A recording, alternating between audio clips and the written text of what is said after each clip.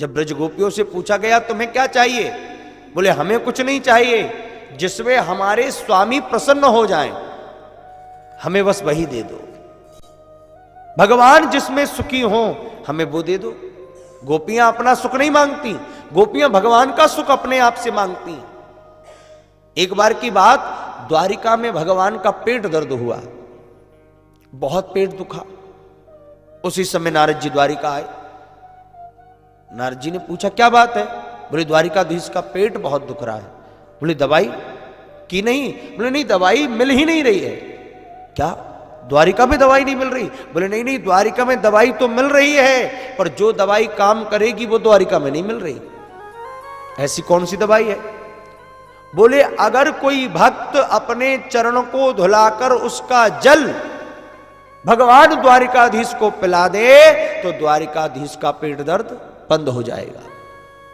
अब द्वारिकावासी कांपने लगे, घबराने लगे। जिससे कहें कि महाराज अपना चरण धुलाकर भगवान को पिलाओ, बोले भैया जिसने जगन्नाथ को अपने पैरों का जल धुलाकर पिला दिया उसका तो नरक में कमरा बुक है, कैसे जिएगा वो? कोई की हिम्मत नहीं हुई महाराज, कोई चरणोदक नहीं दे रहा है। नारद जी ने पूरी द्वारिका में देखा, कोई चरणोदक देने को तैयार नहीं। भगवान के पास गए, भगवान बोले रे नारद, इस द्वारिका में क्या घूम रहे हो? यहां दवाई नहीं मिलेगी, जाओ ब्रज में, जाओ उन गोपियों के पास, मेरे पेट दर्द की दवाई वही है। नारद जी ब्रज में आए और जैसे ही ब्रज में आए गोपियों ने देखा, दौड़ पड़ी। अरे नारद जी महाराज, आज बड़े भाग्योदय हो गए, आप पधारे महाराज, कैसे आगमन हुआ? नारद जी कहने लगे हम द्वारिका से आ रहे हैं। ओ हो, द्वारिका से? तो हमारे द्वारिकाधीश कैसे हैं? नारद जी ने कहा बड़ी बुरी स्थिति है। क्यों? अरे इतना पेट दुख रहा है द्वारिकाधीश का, मरोड़ पड़ रही है। तो क्या कोई दवाई नहीं मिली? बोले दवाई तो मिल रही है पर कोई दवाई दे नहीं रहा। क्या दवाई है? कौन सी दवा है? नारद जी ने कहा तुम्हें कैसे बताएं? बोले बताओ तो सही कौन सी दवा है। नारद जी ने कहा दवा ये है, कोई भगवान का भक्त, कोई भगवान का प्रेमी अपना चरण धोकर चरणों का जल द्वारिकाधीश को पिला दे तो उनका पेट दर्द ठीक हो जाएगा। हजारों हजार चरण बाहर आ गए नारद जी के सामने। नारद जी धोइए चरणों को और ले जाइए। नारद जी बोले सोच लो, नरक में जाना पड़ेगा। अरे जिनके चरणों के जल को भगवान शंकर अपनी जटाओं में धारण करते हैं गंगा के रूप में, तुम उन्हें अपने चरणों का जल पिलाओगी? नरक भोगना पड़ेगा। गोपियों ने कहा नरक? अरे नारद जी, शीश के मोल मिले तो ले लूं, प्रीतम के दुख सारे। अरे नरक की क्या बात करते हो? अगर शीश भी कटाना पड़े, शीश के मोल मिले तो ले लूं, प्रियतम के दुख सारे। उन प्राणों की चिंता क्या जो प्राणनाथ परवारे। और नारद जी, एक जन्म क्या कोटि जन्म भी हमें नरक मिल जाए।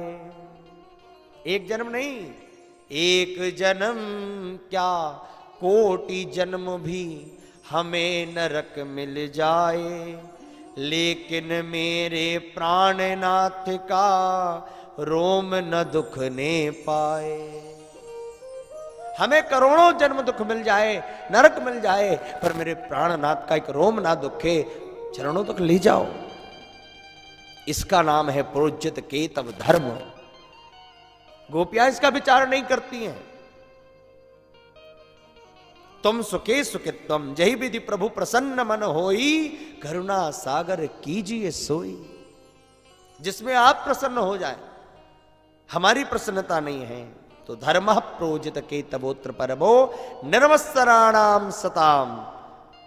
अच्छा महाराज, तो कपट रहित तो धर्म ही परम धर्म है, ये तो समझ गए, लेकिन भागवत सुनने का अधिकारी कौन है?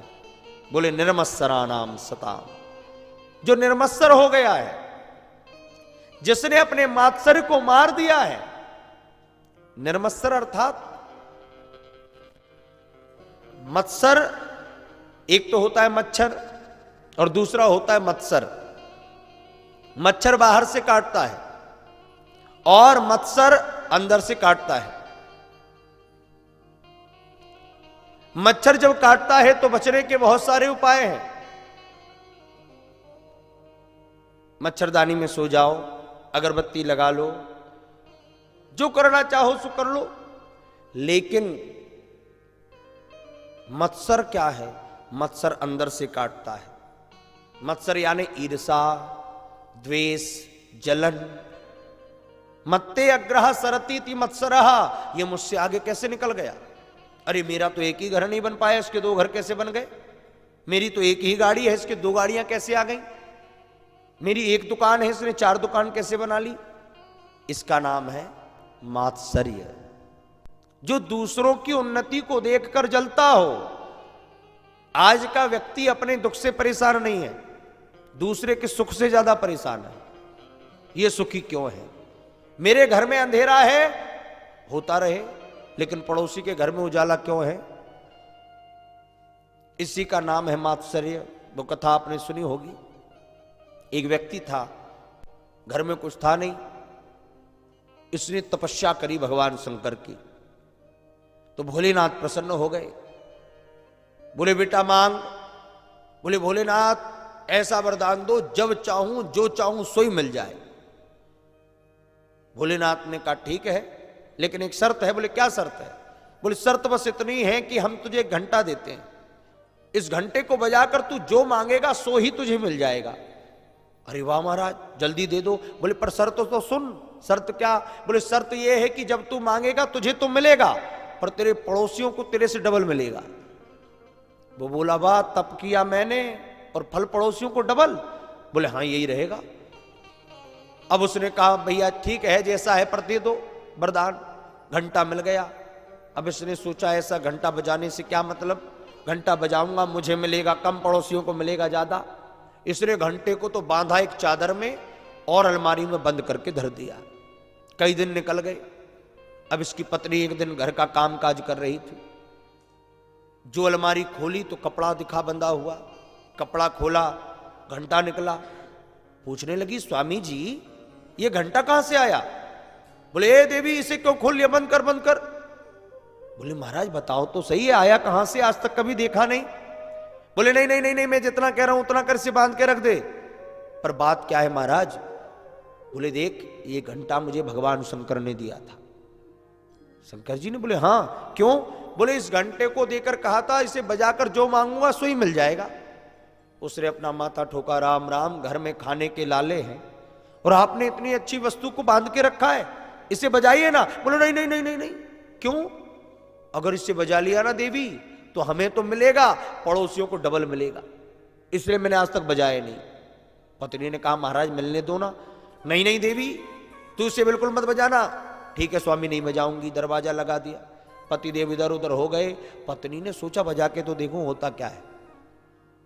हाँ अब महाराज अकेले में इसने घंटा खोला और घंटा बजाया। हे भोलेनाथ मेरा आलीशान महल बन जाए।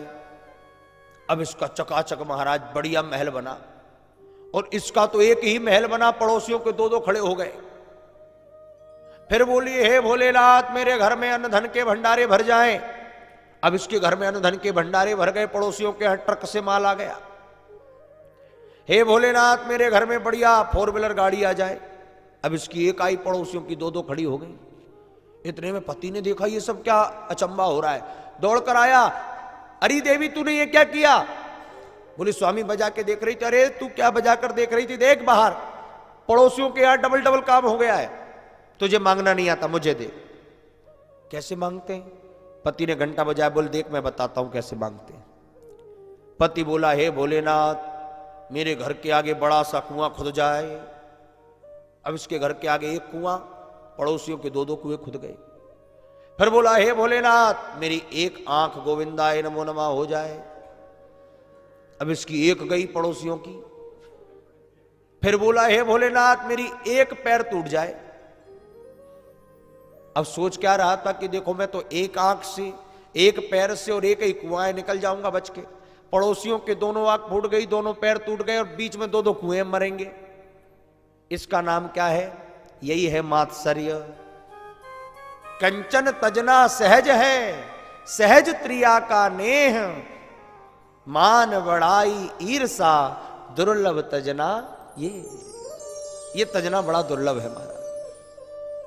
ये मान बड़ाई की ईर्षा बड़ी भयंकर है।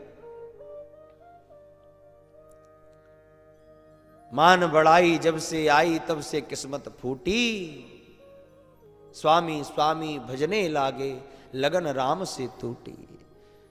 छूट गई महाराज।